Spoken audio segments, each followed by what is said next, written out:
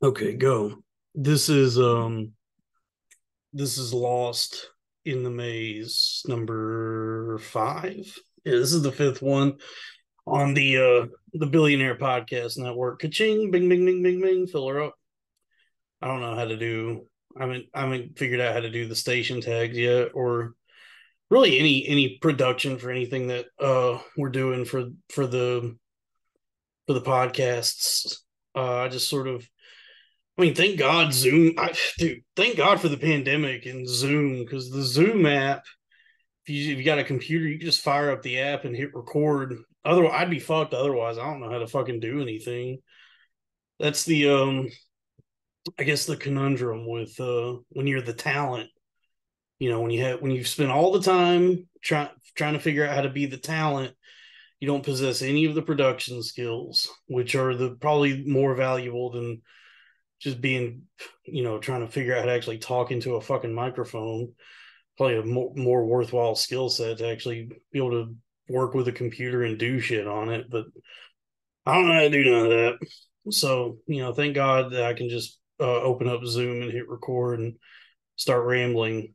And then, from here I'll build my empire, because I'm the first billionaire podcaster, the Caucasian Copperhead, the Daniel Plainview of podcasting. My name is Dalton Pruitt, and this is Lost in the Maze. This is the solo show that I do. Since I've become pretty adept at talking to myself. Somebody, I saw that one of the there was like a comment on one of the things we uploaded that wanted like a rundown of what happened, like why I disappeared and came back and all that. And I figured that was like common knowledge, but I'll do my best to give like a synopsis of everything, because yeah, I was on track to be the arguably the next really big thing in comedy. Just I was set to really take over the world, and unfortunately that all just went to fucking shit. um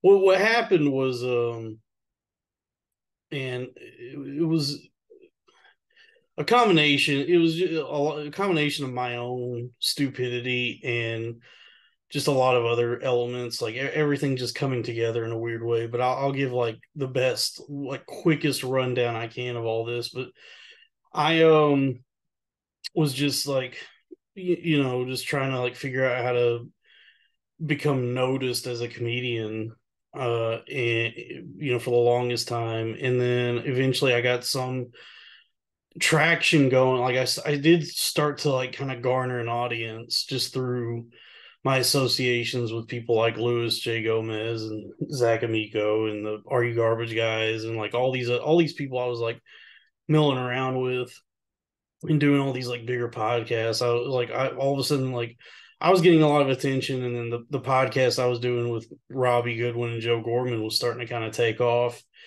And that was the Loud Boys, and everything was looking like it was going in a pretty cool direction. Like we, you know, I yeah, I think in our minds we thought that perhaps we were going to get away with maybe even doing like the come town thing, where it's like maybe we could just put in as little effort as possible and just make tons of money doing this.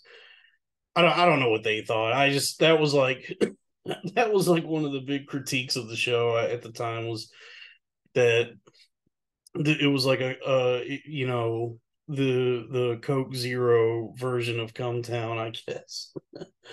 But I mean, whom amongst us doesn't wear our influences on our sleeve for a little while before we can shake those off and find our voice, or artistically. But things were looking pretty good, and then a lot of this was happening during the pandemic, and so like, everybody's losing their fucking minds during this thing anyway, and me especially. I was dealing with like a lot of like really personal tragic shit, and that doesn't make me special or anything. I mean, everybody was like losing people during that time. Um, but it was like coinciding with like all of a sudden getting like all this attention, and then that's sort of the X and Y axis of like I'm losing my mind during the pandemic, and now all of a sudden like thousands of people know who I am. And then the Z axis on that is drugs, which is to say, the prescription stuff I was on, which was 25 mils of Lexapro every day, and then hanging around all the skanks people. Yes, I had pretty good access to really good weed and edibles, mushrooms, acid, and I was just like really throwing caution to the wind with all that stuff. Like I was doing a lot of psychedelics in a way that you're not supposed to, you know, because it's like I have that addict thing in me. So if I hear like a snippet of the Joe Rogan experience where somebody says, yeah, I've heard that there's like medicinal benefits to psilocybin, like I hear something like that, and the way I process it is, oh, I guess that means I could just like do mushrooms as much as I want, as often as I want. Like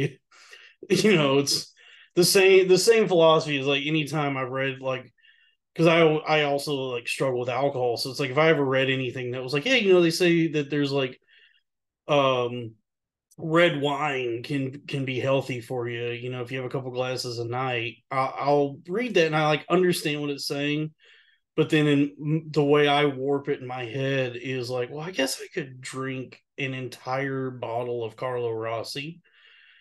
Carlo Rossi, the big like it looked like the big jug that you would normally see with like three X's on it in cartoon, like Looney Tunes cartoons, but it's a big jug like that filled with like burgundy, like a shitty red wine that you can get at the store. It's probably like it might be shittier than Franzia or any boxed wine, but the packaging is what makes it special. Is it's not in a box; it's in a big Looney Tunes XXX jug, and it has a cool like Italian guy on it with like the bald ponytail, like Reggie from Phantasm. Remember Reggie from Phantasm, the ice cream truck guy? He was like a hideous dude. He was not attractive at all. He was bald, but he had the long ponytail in the back, and he wore like like an ice cream truck suit, like a fucked up tuxedo. But in the series, he was like portrayed as the like cool guy of the group. Like he drove an ice cream truck and he played guitar, and he was like the cool sort of like the Lothario of the Phantasm crew, which I guess was just him and Michael and the ghost of Jody, who had died at the near the end of the first movie, and then at some point got turned into a one of the balls, like one of the silver spheres. Because that was I guess that was something that Tall Hand was able to do, was he could kill people and turn them into dwarves, and I guess like certain people he could turn into those like fucked up orbs that he would send flying everywhere. There was a fifth one, like I'm pretty well versed in Phantasm. I've seen them all multiple times, but it was only like through from the 70s to like the 90s that Don Coscarelli was making these movies. He did Phantasm, Phantasm 2, Phantasm 3, Lord of the Dead, and then Phantasm 4, Oblivion. And I think the last two, maybe 2 through 4, I know for sure 3 and 4 were direct to video. And Phantasm 4 came out in like maybe the mid to late 90s.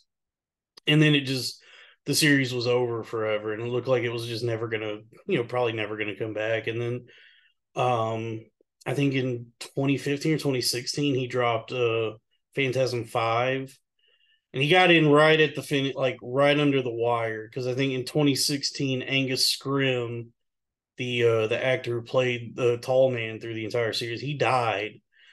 So he filmed Phantasm 5 like right before this guy died, and it came out, and I don't know, he because Don Coscarelli directed that, and he also directed that movie, the movie based on that book, John Dies at the End, the movie with Paul Giamatti in it.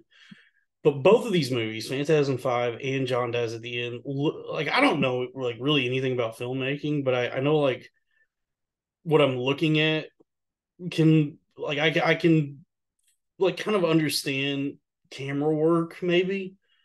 And like watching these two movies, like Phantasm 5 and John Dies at the end, the like later Don Coscarelli movies, they looked like they were filmed with like a Sony HD camcorder. Like they looked like they were shot on like home video. Remember like when HD TVs came out and you'd go into Best Buy and they would have these TVs just like cranked up to full fucking blast on all the settings, and they'd be showing Pirates of the Caribbean on one of these new flat screen HD TVs, and it looked like fucked up. Like you would see it would like look like it like wartime footage. Like it was shot on a fucking like camcorder or GoPro. Like everything's like moving around, and you feel like it doesn't look like a movie anymore. It feels like boots on the ground, like journalistic reporting. But it's Jack Sparrow and Will Turner. Like it looked, those TVs looked fucked up, and I guess you were supposed to, when you bought a TV like that, like go in and adjust the settings so shit like actually looked like TV and movies. But then like I guess a lot of people didn't know to. I think a lot of people probably just thought that this is what HD looks like. Everything looks like fucking dog shit. But because it's crystal clear, that's HD. And I would go over to people's houses and they'd have like 60-inch like Sony Bravia TVs they bought at Best Buy, and like everything looked like fucking just high res, crystal clear soap operas. Every movie just looked fucking crazy on these TVs. And I think like now maybe they fixed that. Like now maybe factory settings on TV don't look like that, or people have caught on. But that was like such a weird time when those TVs first came out, because you go to Best Buy and they take you in the Magnolia room, like, yeah, this TV's $2,500. And it's like, well, why does Kill Bill Volume 2 look like fucking dog shit on this? Why does it look like Tarantino came in with a fucking GoPro to make this movie? And I guess it was because the settings on the TVs were just cranked to full fucking blast. That's what Phantasm 5 and John Dies at the End just looked like naturally. Like I was watching Phantasm 5 and I got my TV calibrated. I know what shit's supposed to look like. And I was watching this movie and I'm like, well, this looks like it was shot on this looks like a YouTube fan film for Phantasm, but it was actually made by Don Coscarelli with like the entire original cast. A. Michael Baldwin, Reggie Bannister, Angus Scrimm, the black lady from the third one comes back at some point in that movie. Um, they bring the gang's all back for another just absolute nonsense fucking movie that I didn't understand, but found at least compelling enough to watch the whole thing in some way. Um, and how did I get on Phantasm? I was talking about, okay, I was doing a lot of drugs, and anyway, yeah. So I don't know how I got on this. Reggie Bannister, A. Michael Baldwin, Phantasm, Don Coscarelli, Legion of Skanks, Mushrooms, Acid, Red Wine, Carlo Rossi, uh, XXX Looney Tunes Jug. Um, I don't fuck. I have no. Why am I talking about Phantasm? I mean, it is a cool movie series. I would highly recommend at least the first four movies. Five you could probably skip, but those first four movies are fucking nuts. Anyway, so I was doing a lot of psychedelics and smoking a lot of weed, eating a lot of edibles. One of my favorite things to do was they have these things called punch bars, and it's a chocolate edible that is broken up into like 10 different little squares. And I think like altogether, the whole thing is like 225 milligrams. And I'd buy one of those and just pop the whole thing in and eat that and just go about my day. Because there was like nothing to do. It was like during the pandemic, so it's like I'm fucking bored to tears, losing my mind, just spending all this time isolated, wondering when this is gonna end. So it's like, well, I'll just get like as fucked up as possible on stuff that is healthy, that's not booze or kratom or whatever. And yeah, and unbeknownst to me, you're not supposed to be mixing all this shit with an SSRI.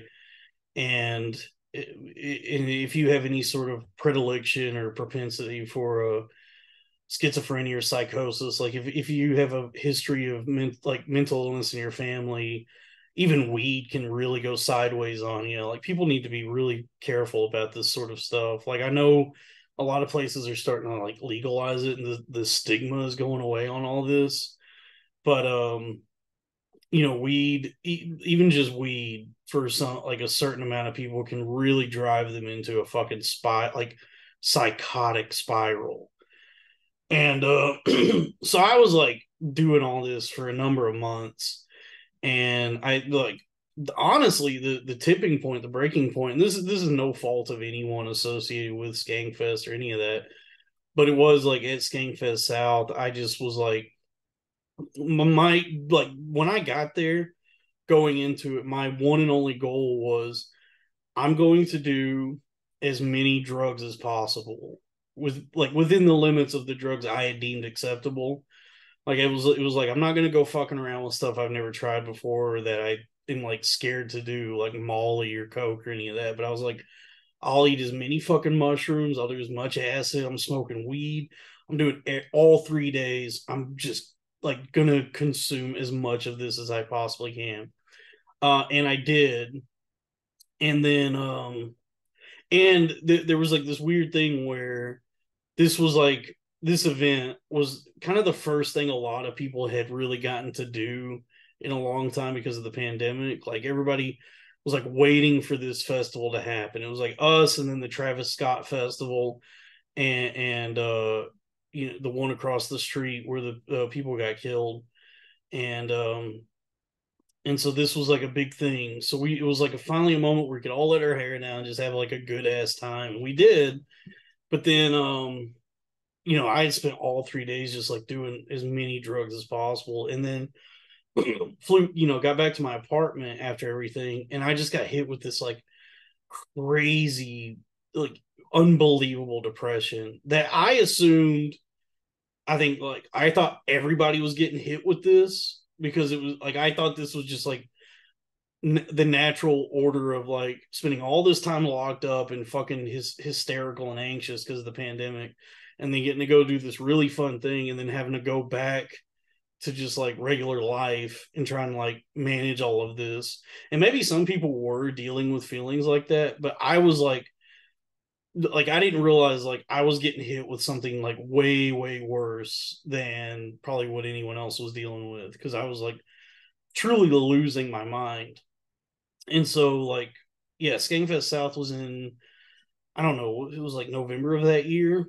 And then yeah, come December, I was like complete Looney Tunes. Like it had just been like building up in my mind, just this depression, which then swung way over to like almost like a euphoric feeling where I was like just like really anxious, like just ready to fucking go, like work hard and create things and do all this stuff. But I was making like really insane impulsive decisions. I think the people around me saw like was I was like destroying my life. And I think people were like trying to tell me like, hey, you're kind of acting crazy. And I was just like, unfortunately, when you're going through like a manic thing like this, anybody who tries to help, most people don't know how, like, don't understand the bedside manner you're supposed to have in those situations. And I can't fault them for that, because it's like, I'm a maniac. So because like the way you're supposed to approach anybody who's like seems to be going through a manic thing is like not refute their delusions or what they're doing, but try and like meet them in the middle somewhere, like talk to them and like get a better understanding of what's going on, and not like accuse them of being sick or going crazy. You're supposed to, I most people are not qualified or have any idea how to deal with a situation like that. So it's like people were definitely trying to help, and I'm glad that they were at the time, because I was um acting really manic and making like crazy decisions. And then it eventually turned into like full on psychosis. So I'm like, I was peeking at the blinds, and I thought I had gotten hit with like a direct energy weapon, and I was coming up with all these crazy conspiracies and tweeting out every single thought I had, because that's like one of the compulsions with all this is like you're having all these delusions, and you feel like you're being spoken to in some way by like this divine presence, like God himself is, or the universe or something is like giving you this information. And so you have this like compulsion to like share it with everybody. So it's like all this stuff. I'm tweeting it out. I'm calling everyone I know to like talk about this stuff, sending crazy texts. And the whole time, everyone that I'm trying to talk to is like, "Yo, dude, you gotta go to the fucking hospital. You're really sick." And I just kept going, "No, fuck you. You don't know a fucking goddamn thing about anything." And so like, I was just driving people away. And yeah, I mean, and then eventually it just became a thing where people around me and the general population deemed me to potentially be a harm to myself and others. And so I got, a 5150, which is involuntary hospitalization, spent some time in the psych ward, got out, and then was like trying to live a normal life after all that crazy shit. And then unfortunately, one of the when you go through like a prolonged period of psychosis, which mine was months. It was just months and months of like in the psychosis where it's like the euphoria, not sleeping, delusions, conspiracy, feeling like electrical surges in your brain, like all this shit.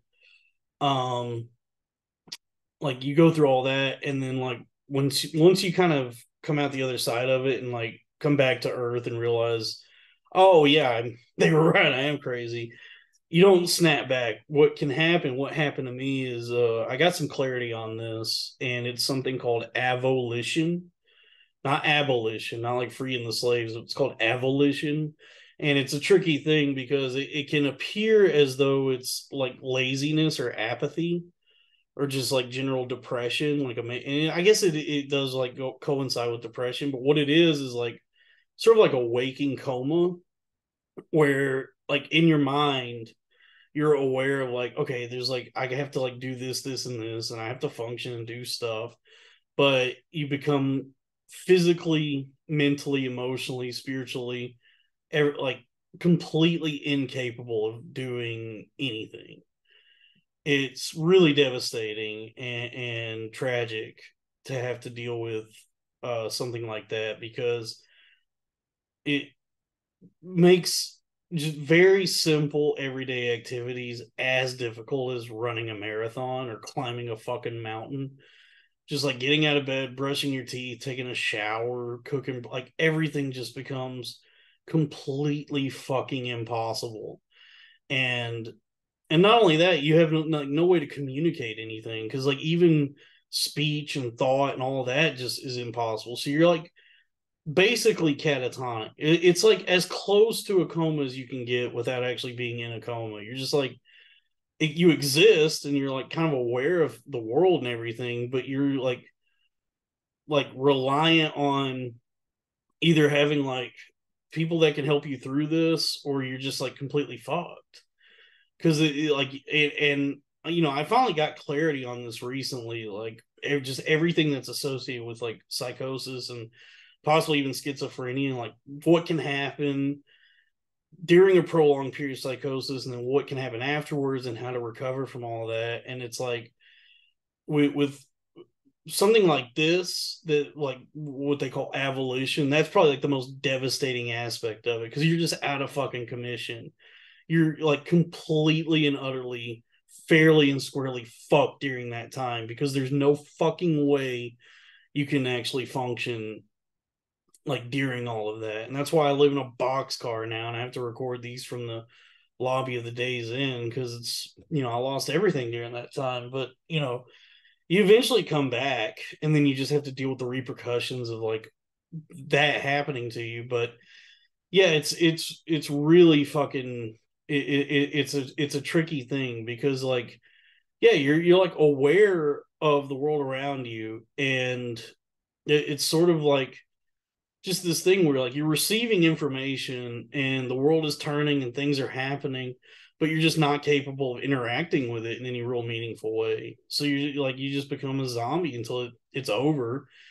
And then when it's over, you're like, well, now I gotta, either rebuild or just pair, suffer and perish or something. Like I don't know, like I don't know what happens now, but it is nice that there's a name for it, and it's like I've looked up other like communities online of people that have dealt with it, and it's yeah, nobody has had an easy go of things after psychosis and avolition and all this sort of stuff.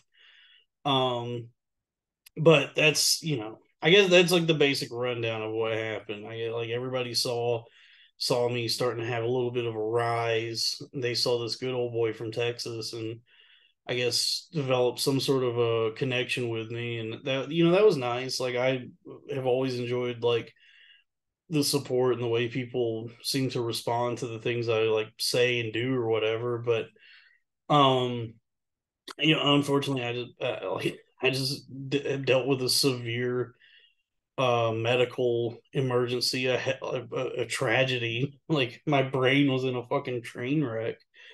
Um, and so that's why I just was like gone forever. And now I ride the rails. I'm here in a box car, and everything I own is just on in a bindle at the end of a stick. But you bounce back. Like I don't have any responsibility. I don't have anybody that relies on me except for myself, and my standards for myself are very, very, very low. So like I don't really have a lot that I gotta take care of. I just have a chance to rebuild, one podcast at a time here on the Billionaire Podcast Network.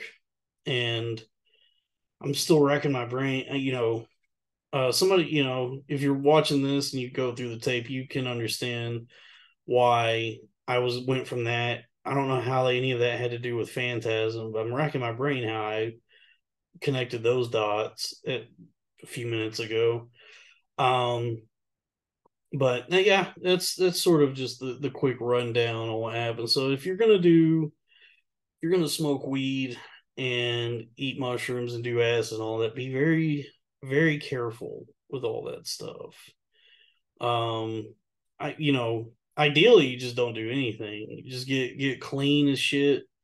Like that's where Scientology and like Mormonism and all that got it right, is like just living clean, like drinking good mineral water and eating fruits and vegetables and lean meats, good protein, fish, quinoa, stuff like that. It's probably the best way to live. But nowadays it's like we're all pumped full of chemicals, from the jump.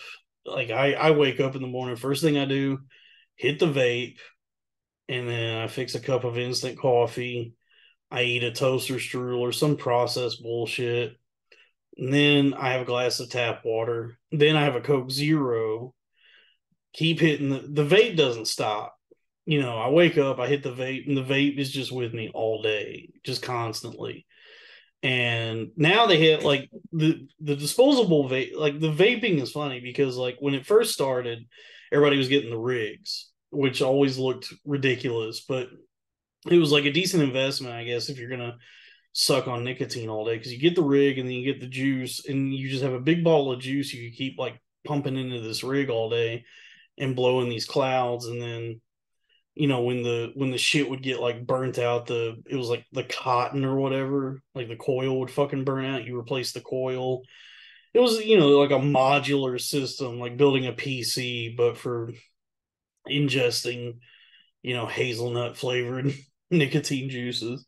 But now they have like everybody's seems to be leaning towards the disposables, which I will say they hit different than the rig. The disposables hit better. There's more of like a pain is an important, I guess, like an important factor in like any tobacco or nicotine usage. You want like a certain amount of pain involved in these things, and the rigs, uh, they weren't that painful. There wasn't like a good throat hit, so you could suck on the rig and you could feel that you were like filling up with vape or whatever, but there wasn't that like hit in the back of your throat. You know what I mean? Like it didn't give you that sting, that little burn there.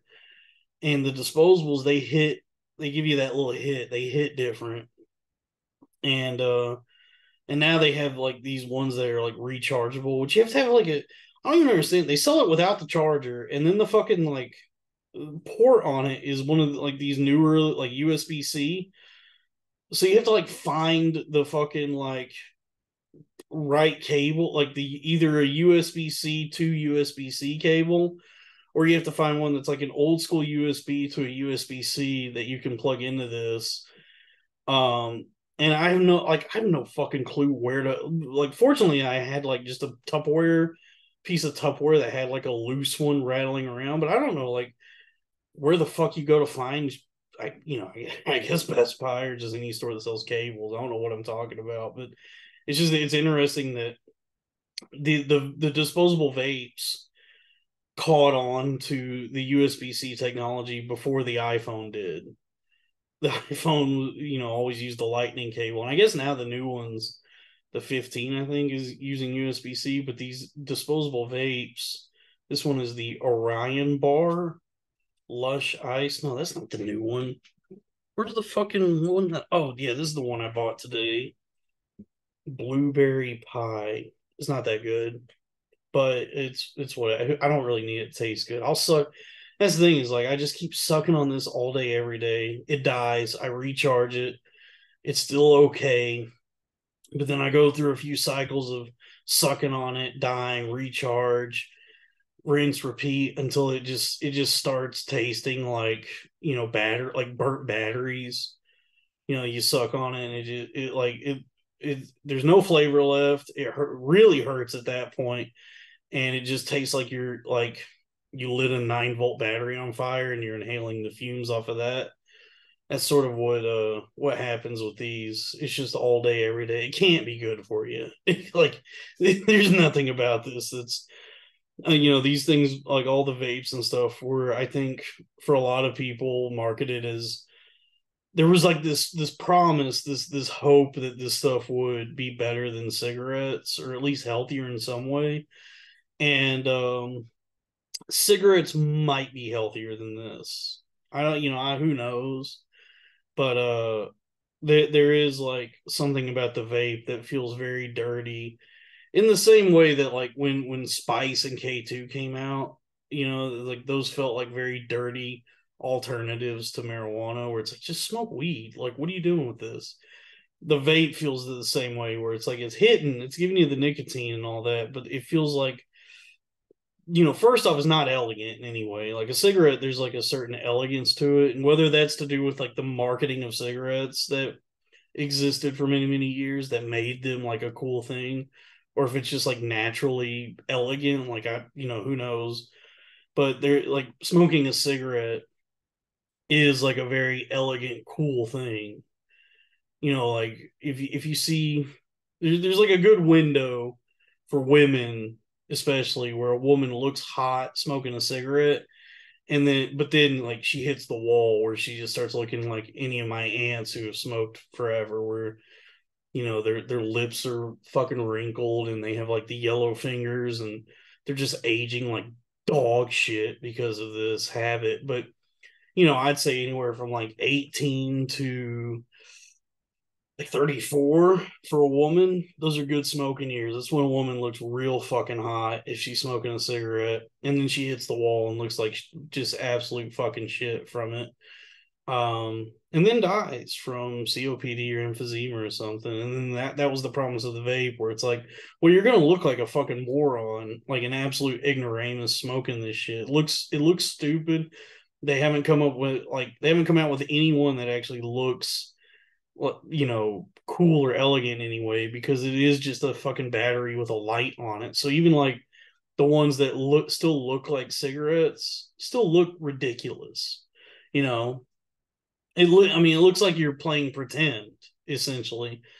But there was this promise that like, hey, but maybe this is like a healthier alternative to tobacco, and it probably is not. It's probably going to give us all some sort of like cyberpunk techno cancer. Like Tetsuo the Iron Man. You ever see that movie? That old like there's three of them. I think the first one came out sometime in the mid to late 80s. There was like this like wave of cyberpunk horror movies in Japan. Probably the big one would for a lot of people would probably be like Akira, which is like the big anime everybody first sees, and it's also in the same vein as like any of these cyberpunk movies. But the I think one of the like early ones, it's a black and white movie that you can see a lot of movies afterward draw inspiration from it. But this is like the OG like Japanese cyberpunk horror movie called it's called Tetsuo the Iron Man, and it's a very surreal, almost like just experiment in filmmaking. It's black and white, and it might be 80 minutes long, and it's about a guy. It's like a guy who's like obsessed with metal. Like I think in the credits he's listed as like the metal fetishist. So it opens with him trying to like cutting open his leg and trying to shove a piece of rebar down his calf. And then like he does this, and then he freaks out when he sees that his like flesh is rotting because he's shoved a rusty piece of rebar in his fucking leg. So there's like maggots and everything. So he freaks out, runs out in the street. A salaryman and his wife are driving in a car, run the dude over, kill him. And then through for whatever reason, the guy and his wife have just killed a guy, and then they go down by the lake to fuck each other. And then as the movie goes on, the salaryman starts to morph into some sort of like metal robot, like fusion of metal creature. I guess is like this is his comeuppance for having killed this guy with no remorse and then fucking his wife. And so it's like, um, anyway, so yeah, that's probably what's going to happen with vapes. Is we're all going to turn into like Tetsuo's, like from that movie or something. We're gonna get some weird techno cancer, and then we're gonna start seeing like metal shavings, growing out of our skin, and my penis will turn into a drill. That happens in the movie, but it's the first in a trilogy, and that movie is very like surreal and dreamlike. They all have a dreamlike quality, I guess, but that one there's not a lot of connective tissue in the movie. Like there's not a lot of like plot or character development you can like put together. It's just sort of like this experience.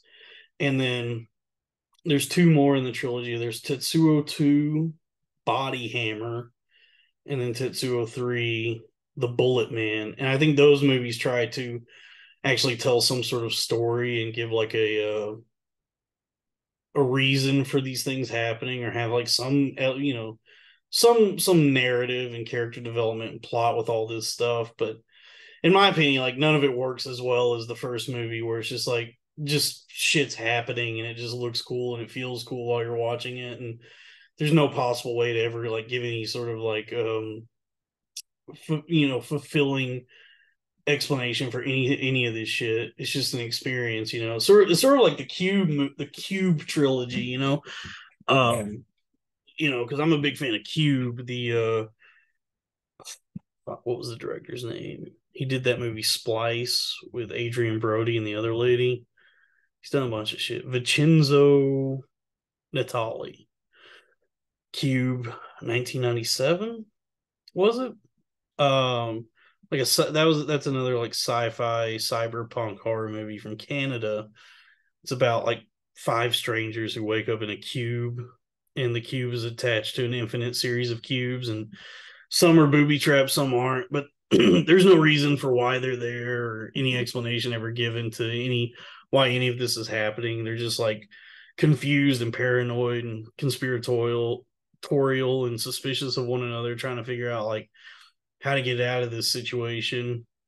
But the movie is, you're just watching these characters struggle in this situation, and the movie doesn't really concern itself with like a backstory or giving any sort of meaningful explanation for any of this. The whole thing is supposed to be a mystery or an enigma that never really gets resolved in any real way. And then there were two sequels. There was Cube 2 Hypercube, and then Cube Zero, which is a prequel, I suppose. And Cube 2 Hypercube, it's just it's a mess. It's a much the cube has been updated, and now it's like something to do with time travel and alternate dimensions and infinite universes. but there's more of they start like giving more backstory as to what the cube is and some government program or defense contractor, blah blah blah. I don't even fucking that's a bad movie. And then an even worse movie is Cube Zero, which is the only one in the series where you actually see uh the stuff that is happening outside of the cube, where it's these two guys who work as like observers of what's going on in the cube, and they have to like observe the people trying to run through these cubes and booby traps and stuff, and they start having like weird existential conversations with each other, and then you see more of like the goings on and like the organization behind all this. And I don't know, it's fucking terrible. They were trying to like offer some sort of explanation for all this, and it just completely drops the ball, and a really disappointing trilogy. So if you're gonna watch any of the Cube movies, just watch the first one, call it a day. No need to watch Cube 2, Hypercube, or Cube Zero. And I would say the same for the Tetsuo movies. You could watch just Tetsuo the Iron Man and skip Body Hammer and Bullet Man. Um, Although, you know what? Those movies do have like really cool, just like action sequences in them. Body Hammer and Bullet Man. So I mean, give those a watch, I suppose. But yeah, vaping is gonna, I guess, give us all like Japanese cyberpunk techno cancer, and I'm looking forward to that. Um, and I what else? Fuck, I lost my train of thought. I got too into thinking about cyberpunk movies because that shit's cool. I you know brings me a lot of comfort just thinking about like it's raining, it's dark. I'm walking down an alley. There's fucking lights and neon shit everywhere. Holograms are trying to get me to come into some sort of like robo brothel, and then I just sit. There's like five stools in front of a street market, like food, like a street restaurant. I sit on a stool. I get like a bowl of noodles and maybe something on a stick, and maybe like a hot sake. And I just sit there while it rains and eat my food while holograms and lights and cars are zipping around. Just picturing that sort of thing in my head, like you know, just like I guess like an alley from Blade Runner. That's my happy place. It's the future. Everything is everything's advanced, but also kind of sucks. I'm in the rain, eating noodles and beating meat on a stick and drinking some sort of sake or soju or something. Yeah, that's the move right there. I watched I'm fascinated by money and the business of money and like these people whose jobs it seems to just be money itself, like Wall Street or whatever. And so I finally watched that movie, The Big Short, which is supposed to like detail I why everything sucks now, like why the entire like global economy melted down, and give some sort of like succinct or like offer some sort of like narrative or explanation as to like what happened. And I would say for like the 2 hours of this movie, like watching it, I didn't understand a fucking word anyone said in that movie. I was like watching it, and like I understood that like something bad was happening that was gonna like destroy the country and possibly the world, and people were freaking out about it, and then other people were trying to make like capitalize on the situation. But there was never a moment when I like had any sort of grasp over anything that was happening. I was like, what the fuck is going on? Like, what do these people do? Like, what at that like at those levels of finance, like the people like the Steve Carell character in that movie, Gosling, like all these guys who go to work every day in these like 60th, 70th floor skyscraper office buildings and just have like conversations and handshake deals and say things to each other that all sounds like gibberish. I have no fucking clue like what they're actually doing. Like what's the job or what's actually happening in those rooms? Like what deals are being made? Like they go they go into like different offices and just say like, oh, I want to buy 100 million default, credit default swaps, and then the bank is like, sure, we'll sell you this, and then they draft up some sort of deal, and this guy buys something, some intangible, abstract idea that the bank has agreed to sell him, and I'm like, what is actually like, what's changing hands here? Like, what the fuck is even being sold or traded or bought, and why is this like destroying the fucking country? I like there was no I can never wrap my head around anything that was happening in that movie. And I guess that's the point, is it's like deliberately does like the whole design of that world and like the way the entire fucking economy operates, I guess, is meant to be so fucking baffling and confusing that most of us just try and get like a decent job and hold on to like 70 or $80,000 a year until we can, I guess like retire one day and just live a life, just die, I guess, lonely with not much money. Because like that option is I guess like more pleasant than actually like learning how any of this shit works and trying to make any real fucking money. Because the second you try to actually understand the world of finance and Wall Street and like how money actually works and how to actually make it, it's such a fucking labyrinth, like a riddle wrapped in a mystery, wrapped in an enigma, that you go, yeah, you know what, fuck it, I'll just try and get in the UPS union and not like have to fuck around with all this, because it's like, that's what it seems like. It's like it's all like, like a big like a macro version of like walking up to, like, if you're like me and you don't understand like table games at casinos, like if I walk up to a blackjack table and they have like all the rules on the table and how all the bets are made and all that stuff, I just get overwhelmed. I'm like, I don't know what I'm looking at. Like, I understand the rules of blackjack, like how it works fundamentally, but once you start factoring in like how the betting works and splitting and all this other shit, I'm like, I just get overwhelmed. I'm like, fuck it, I'm going to the slot machine. I'm not fucking around with like these table games because I don't know what I'm doing. And I feel like I'm just getting in people's way, and I'm out of my element here with all this. And so like when they talk about the actual world of finance and stock market being sort of like a casino, it's just a bigger version of that, where it's like deliberately made to be the most fucking confusing thing on the planet, so that only the people who I don't fuck, dude, I'm getting like mad just thinking about this, because it's people like all the people that do it don't actually like tangibly fucking do anything. They put on suits and act like they're all big for their britches and like they control shit and like produce something, but they don't like they deal in abstract ideas and intangible things that don't actually exist, and go shake hands with different bankers and other Wall Street guys and have nonsense conversations and get on the phone and make deals. But there's not like nothing's actually being produced or anything's actually happening, but they're making more money than fucking anybody.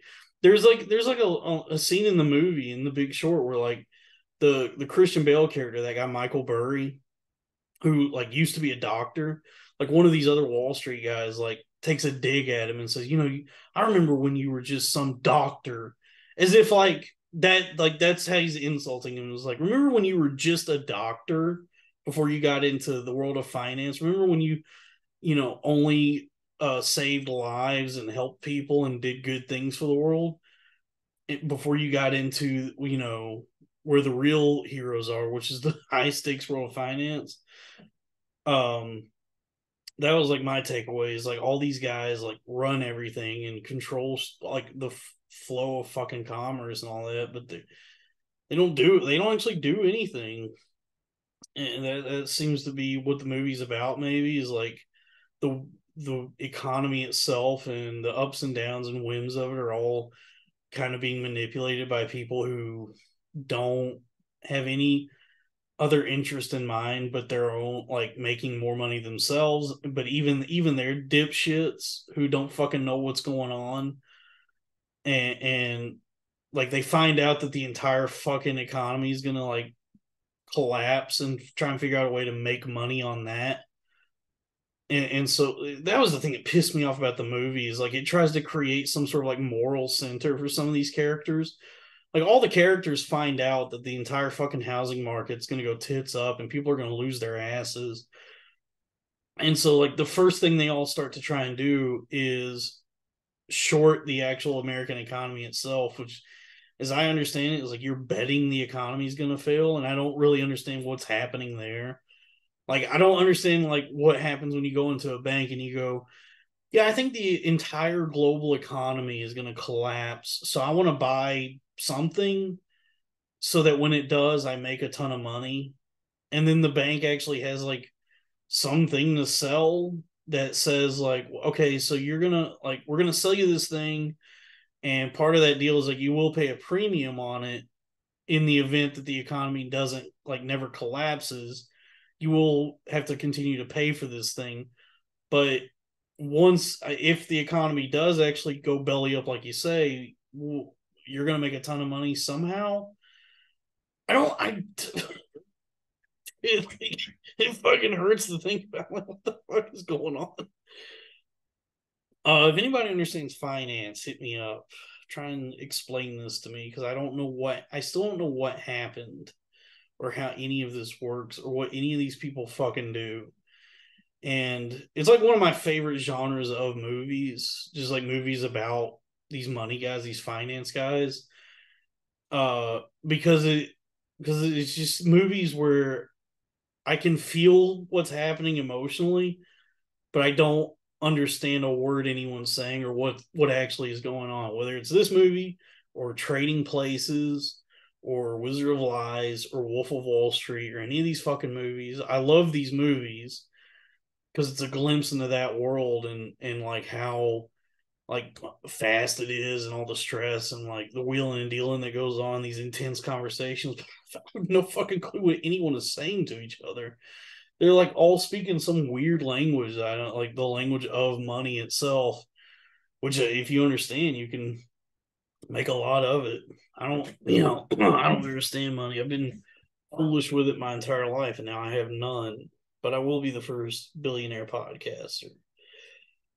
Um, yeah, that was overall enjoyable movie, great performances. I love those moments where the movie itself gives up on trying to like even have like the narrative and be like there's like three different times in the movie where the movie itself is like, all right, this is confusing, so here's a celebrity to try and explain this part to you.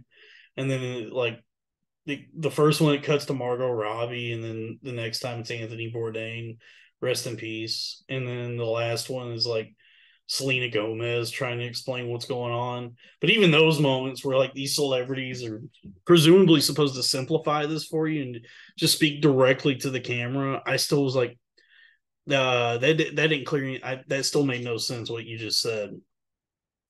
But fun movie, and it was, Adam McKay made it, so it was like a precursor to I suppose Succession, because you see a lot of what stylistically a lot of the things that would go on to make Succession such a good show are in The Big Short. So that's I guess that's the movie corner for a movie that came out 8 years ago, 2015. So yeah, an 8-year-old movie.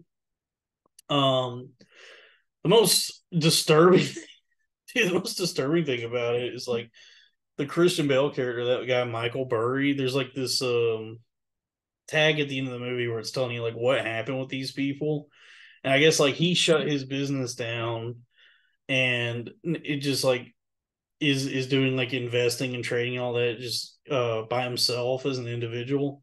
And it says like the only thing he's trading in, like the thing he's specializing in now, is like one commodity, which is water. And I was like, what the fuck does that mean? And so I kind of like looked it up and skimmed through some of the stuff that this guy's been up to. And I guess he's one of these guys that's like convinced that water is the commodity to really get into as it becomes more and more privatized.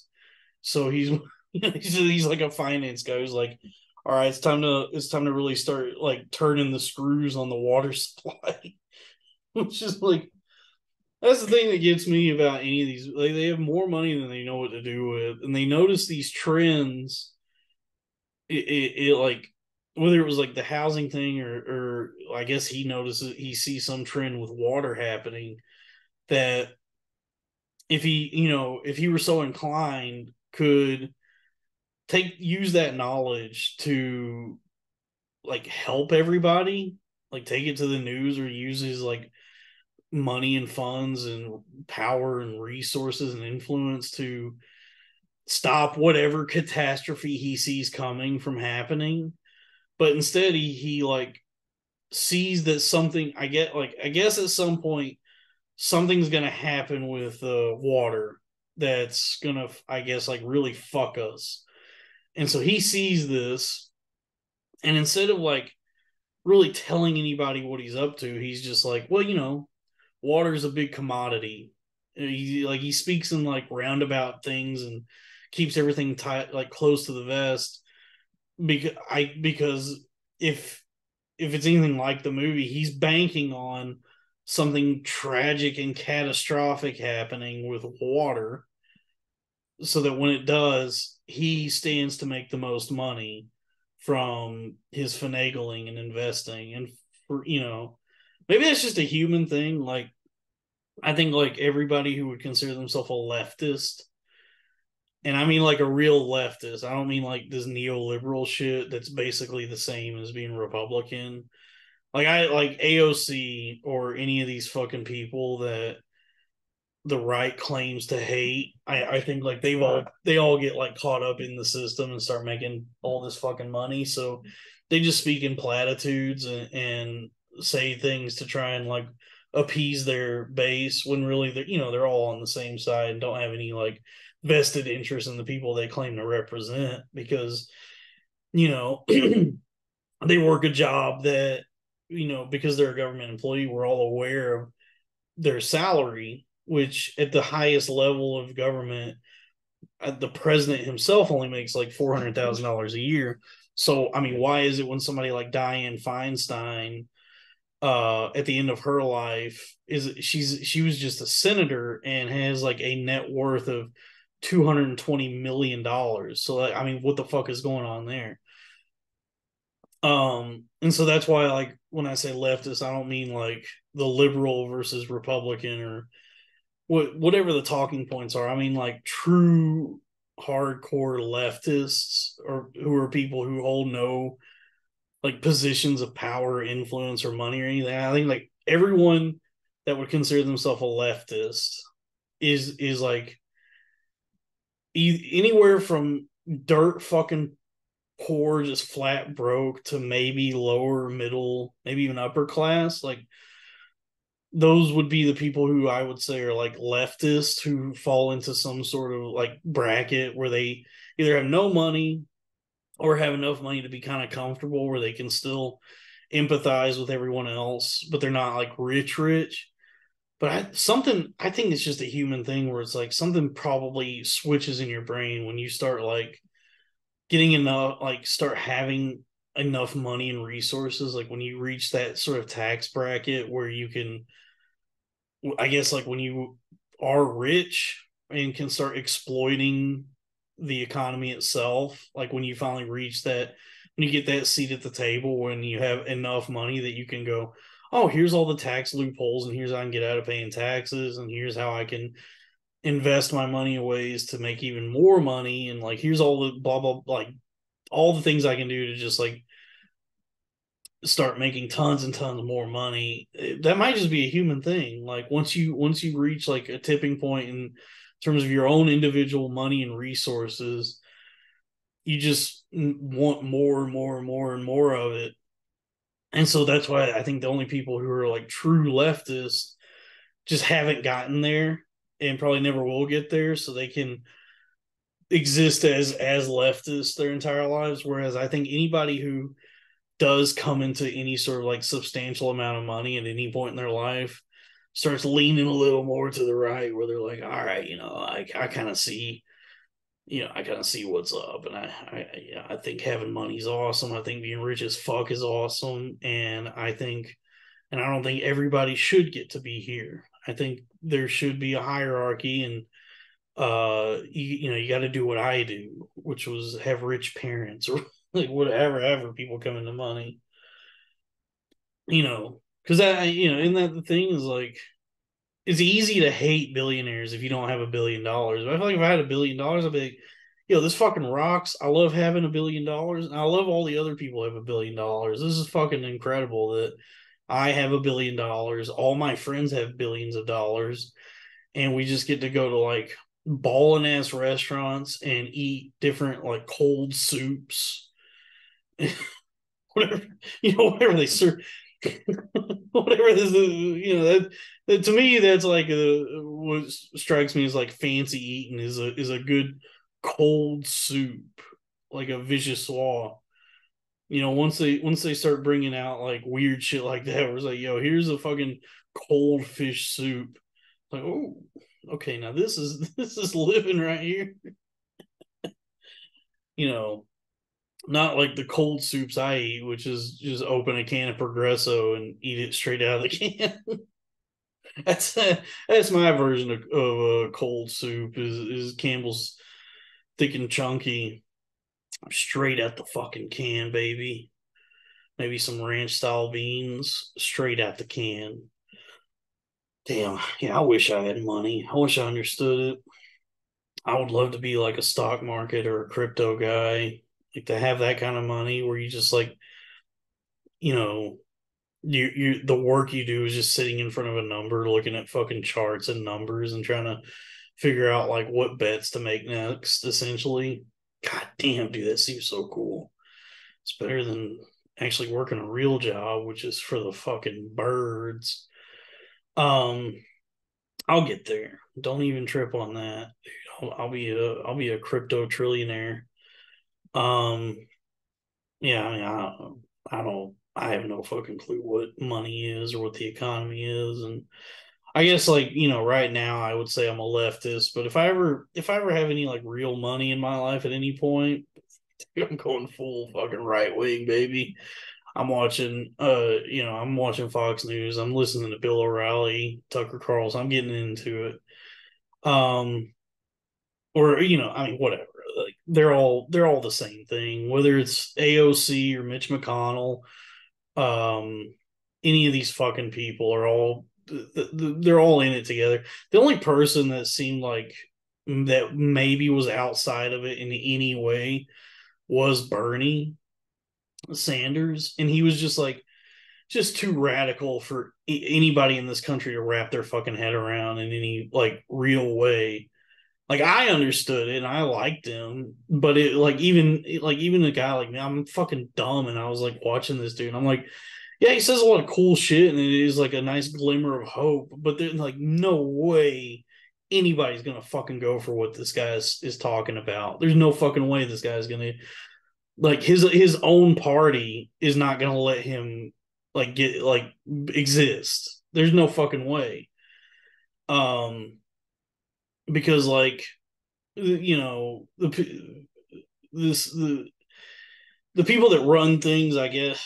Fuck, dude, I'm not like even like a real political guy. I try not to get into this shit too much because like you start like really caring about this stuff, and then that just becomes your whole personality, and nobody really wants to fucking talk to you anymore because it's like Jesus Christ, this is all this guy ever fucking talks about is politics, and then you turn into somebody like Jake Flores, where it's like, okay, I mean, yeah, keep bitching and fucking whining, and maybe that'll pan out for you. Is like create things that nobody likes because it's all like political and fucking leftist commie bullshit, and just keep fucking pissing and moaning, and maybe that'll pan out.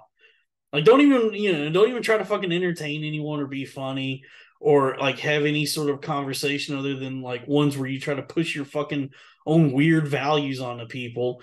Just keep doing like this shit.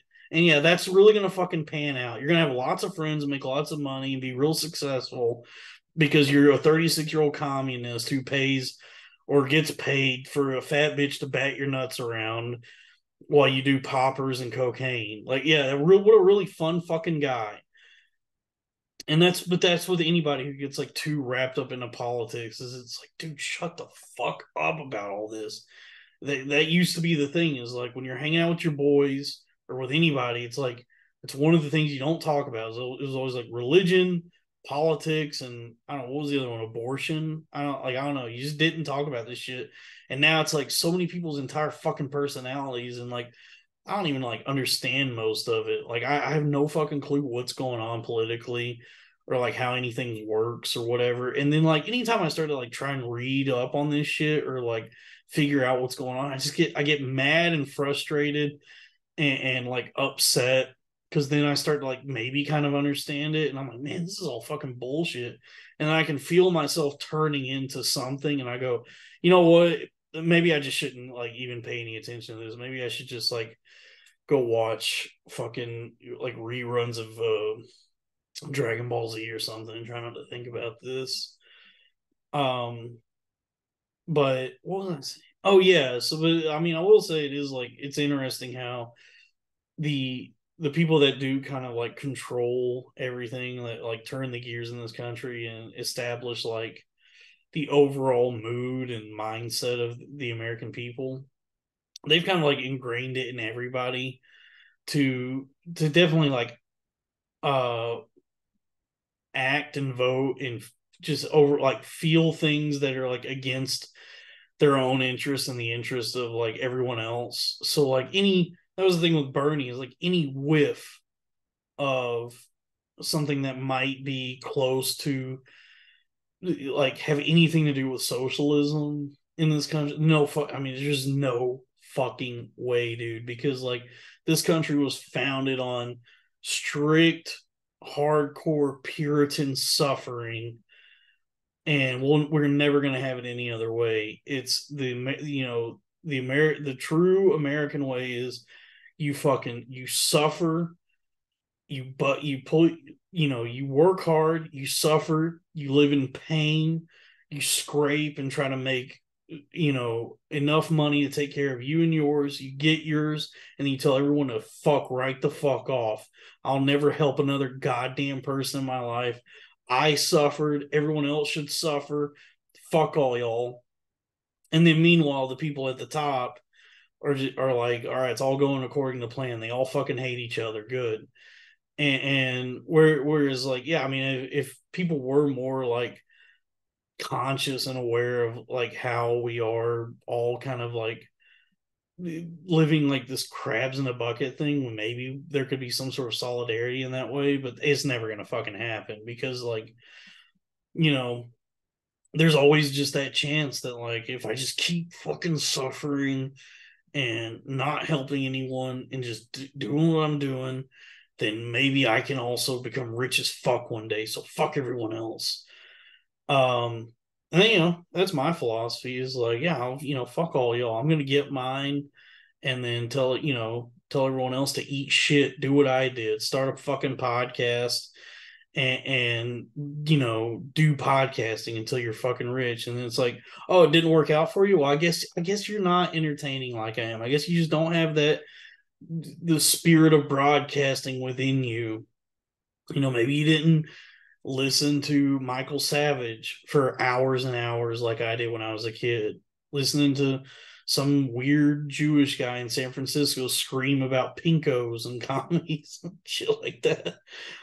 Um, yeah, I mean, yeah, it's you like to think that maybe we'll get to a point where we can help each other and live some sort of a better life. Maybe there's hope for something like that. But then again, it's like, what sounds better as an individual, like some hippy dippy utopia where we all pull for one another and take care of each other. And I'm talking about on a strictly individual level, like that, like a global commune, or getting rich as fuck and eating cold soup with other rich people.